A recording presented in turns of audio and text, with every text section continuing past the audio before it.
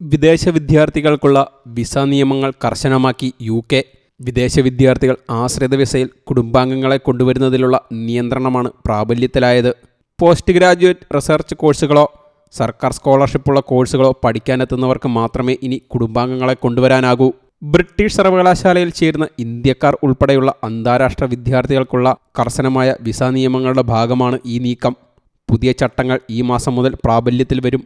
ഇന്നു മുതൽ ഭൂരിഭാഗം വിദേശ യൂണിവേഴ്സിറ്റി വിദ്യാർത്ഥികൾക്കും കുടുംബാംഗങ്ങളെ UK കൊണ്ടുവരാൻ കഴിയില്ലെന്ന് സോഷ്യൽ മീഡിയയിലൂടെ ബ്രിട്ടീഷ് പ്രധാനമന്ത്രി ഋഷി സുനക് അറിയിച്ചു. കഴിഞ്ഞ വർഷം മെയ്യിൽ മുൻ ആഭ്യന്തര സെക്രട്ടറി സുല്ല ബ്രാവർമാനാണ് ആദ്യമായി മാറ്റങ്ങൾ പ്രഖ്യാപിച്ചത്.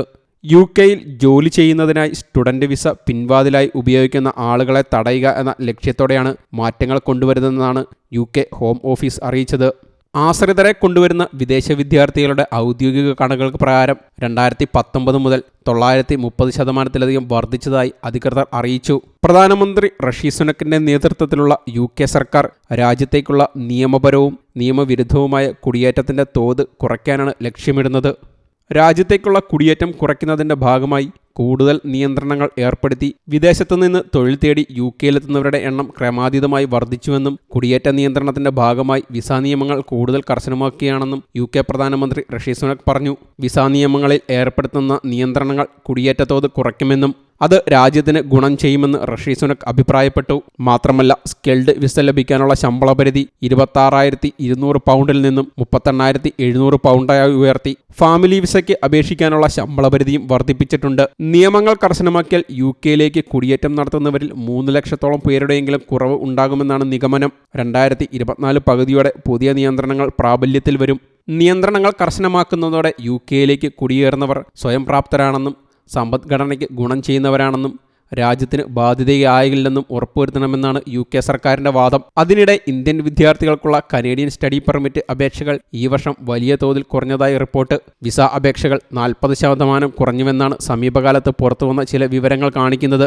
2022 ജൂലൈക്കും ഒക്ടോബറിനും ഇടയിൽ കനേഡിയൻ സർക്കാർ ഇന്ത്യൻ വിദ്യാർത്ഥികൾക്കായി ഏകദേശം 1,46,000 പുതിയ വിദ്യാർത്ഥി വിസകൾ നൽകിയിരുന്നു. എന്നാൽ 2003 ഇതേ കാലയളവിൽ സർക്കാർ അനുമതി നൽകിയത് 87,000 താഴെ പേർക്ക് മാത്രമാണ്. 2022 ഇതേ കാലയളവിനെ അപേക്ഷിച്ച് 2023 ജൂലൈ മുതൽ ഒക്ടോബർ വരെ ഇന്ത്യൻ വിദ്യാർത്ഥികൾക്കുള്ള സ്റ്റുഡന്റ് വിസ പ്രോസസ്സിംഗിൽ 60,000 കുറവുണ്ടായതായും റിപ്പോർട്ടുകൾ കാണിക്കുന്നു. കാനഡയിലെ ഉയർന്ന ജീവിത ചെലവിനെക്കുറിച്ച് സോഷ്യൽ മീഡിയയിലും മറ്റുമുള്ള പ്രചരണവും ഇന്ത്യയും കാനഡയും തമ്മിലുള്ള നയതന്ത്ര ബന്ധത്തിലെ ഇടർച്ചയും ഇന്ത്യൻ വിദ്യാർത്ഥികളുടെ അപേക്ഷകൾ കുറയാൻ കാരണമായെന്നാണ് വിലയിരുത്തുന്നത്. കാനഡയിലെ പല കോളേജുകളിലും ബഹുഭൂരിപക്ഷവും ഇന്ത്യൻ വിദ്യാർത്ഥികളാണ്.